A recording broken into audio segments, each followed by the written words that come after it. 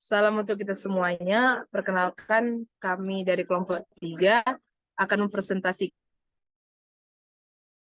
communication dan RPC. Di sini pada figur 4.8, kelas di Bilis itu memiliki metode append untuk menambahkan data ke dalam daftar value, di mana kelas klien ini memiliki metode append yang mengirimkan perangkat MSG-LST ke server melalui CHAN menggunakan metode send to.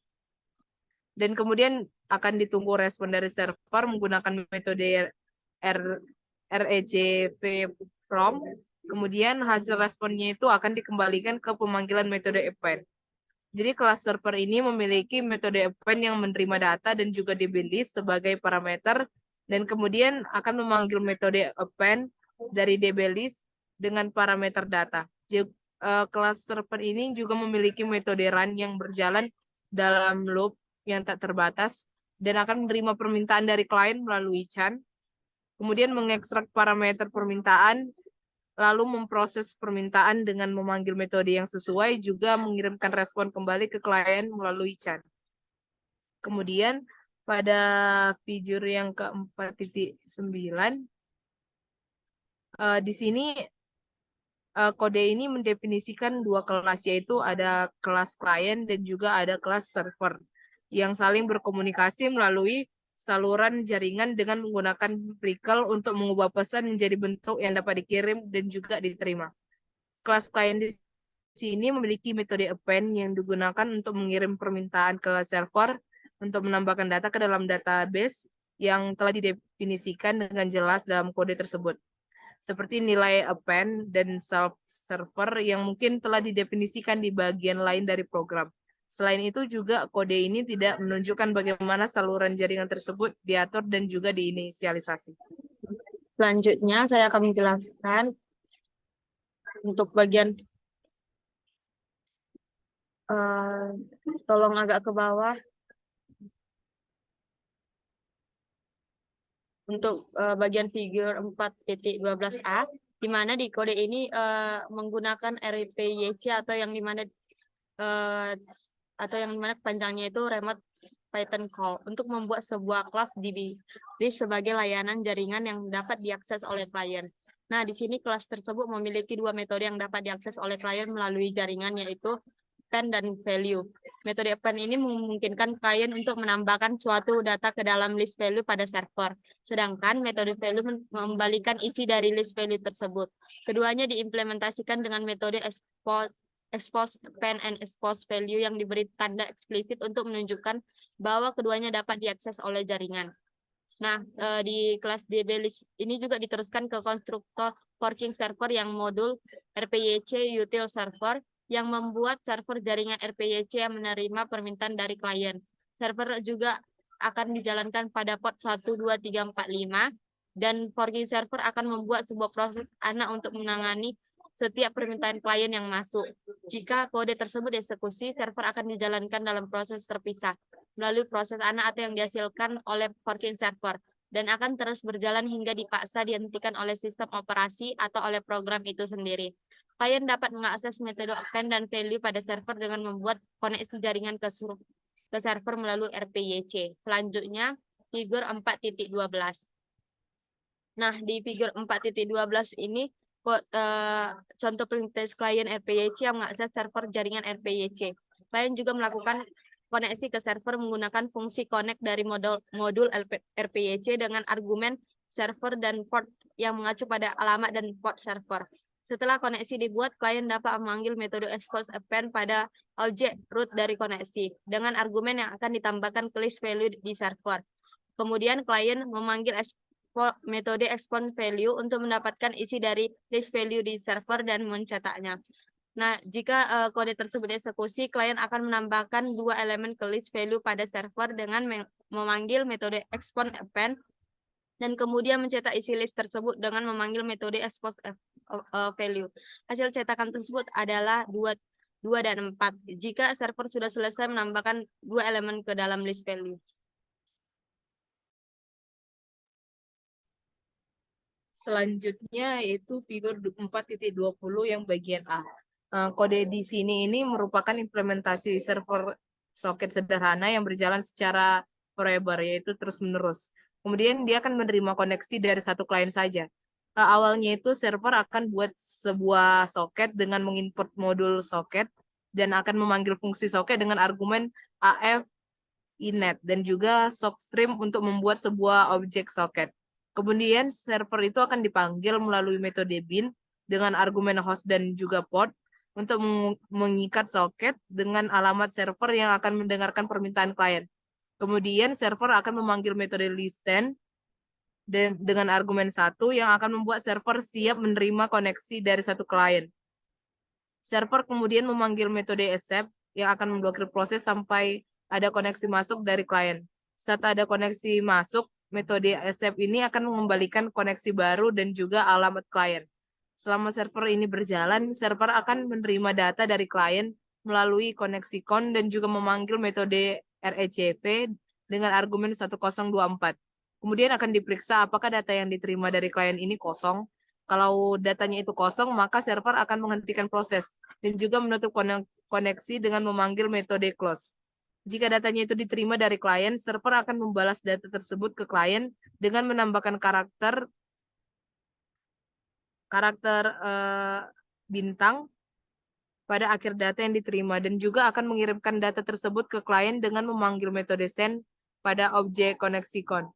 Kalau kode tersebut dieksekusi, server akan berjalan secara terus-menerus, siap menerima koneksi dari satu klien saja dan juga menerima dari klien serta membalas data tersebut ke klien.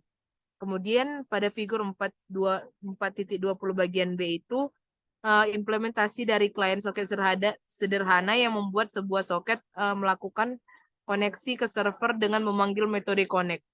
Kemudian akan dikirimkan data ke server dengan memanggil metode send. Setelah dikirimkan datanya, klien akan menerima respon dari server dengan memanggil metode RECP dan juga akan mencetak hasilnya dengan memanggil fungsi print. Kemudian klien akan menutup koneksi dengan memanggil metode close. Awalnya ini klien akan buat sebuah soket dengan memanggil fungsi soket dengan argumen AFNet, inet, dan juga sockstream yang menghasilkan sebuah objek soket S. Kemudian klien akan memanggil metode connect dengan argumen host dan port sehingga membuat koneksi antara klien dan juga server. Koneksi ini akan memblokir sampai server menerima koneksi dan juga akan menerima permintaan dari klien.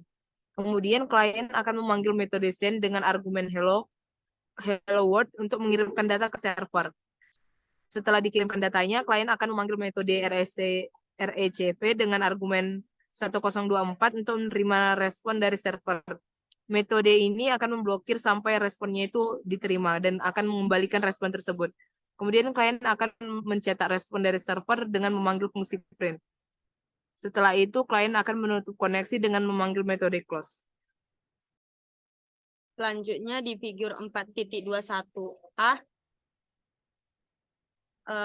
di mana di kode ini adalah implementasi klien untuk mengakses database server. Klien memiliki 3 metode yaitu create, get value, dan append data. Ketiga metode ini juga mengirim pesan ke server dan menerima responnya. Metode send receive adalah metode bantu yang membuat sebuah soket yang melakukan koneksi ke server dengan memanggil metode connect. Kemudian metode ini mengirimkan pesan ke server dengan memanggil metode send dan menerima responnya dengan memanggil metode receive. Setelah menerima respon, metode ini menutup koneksi dengan memanggil metode close. Nah, di metode create ini mengirimkan pesan ke server menggunakan metode send receive dan kemudian mengembalikan nilai yang diterima sebagai list ID. Kemudian metode get value mengirim pesan get value self list ID. Nah, di sini ke server menggunakan metode send receive dan kemudian mengembalikan nilai yang diterima sebagai nilai dari database. Metode pendata juga mengirimkan pesan ke server menggunakan metode send receive dan kemudian mengembalikan nilai yang diterima sebagai nilai dari database setelah menambahkan data baru. Kemudian di figur 4.21b, nah di kode ini adalah contoh pengimplementasian sistem client server dalam beberapa framework di Python. Nah, di sini juga pengimplementasian memungkinkan klien untuk mengirimkan permintaan dan menerima tanggapan dari server melalui koneksi jaringan. Beberapa framework yang digunakan yaitu Socket dan RPYC. Pada implementasi yang pertama terdapat dua kelas yaitu klien dan server, yang dimana klien mengirimkan permintaan kepada server melalui saluran komunikasi yang telah dibuat, sementara server menangani permintaan dari klien dan memberikan tanggapan. Kemudian komunikasi antara klien dan server dilakukan melalui serialisasi data dengan menggunakan modul pickle. Selanjutnya pengimplementasian kedua terdapat kelas DB-list yang merupakan service dan RPYC. Nah, di RPYC adalah sebuah framework yang memungkinkan remote produce call atau RPC dan mempermudah penggunaannya. DB-list juga memungkinkan klien untuk melakukan operasi seperti append dan mendapatkan nilai yang disimpan di dalamnya. Pengimplementasian ini juga menggunakan serialisasi data dengan menggunakan modul pickle. Di pengimplementasian ketiga terdapat kelas DB client. Di dalam DB client memungkinkan klien untuk terhubung ke server dan mengirimkan permintaan. Selanjutnya seperti pengimplementasi sebelumnya, modul pickle juga digunakan untuk serialisasi data. Pada pengimplementasian keempat terdapat kelas server yang menerima permintaan dari klien dan memberikan tanggapan. Serta server juga dapat memanajemen banyak list yang dikirimkan oleh klien, dan pengimplementasian ini juga menggunakan modul pickle untuk serialisasi data dan framework socket untuk komunikasi antara klien dan server. Kemudian yang terakhir itu ada fitur untuk 4.21 bagian C.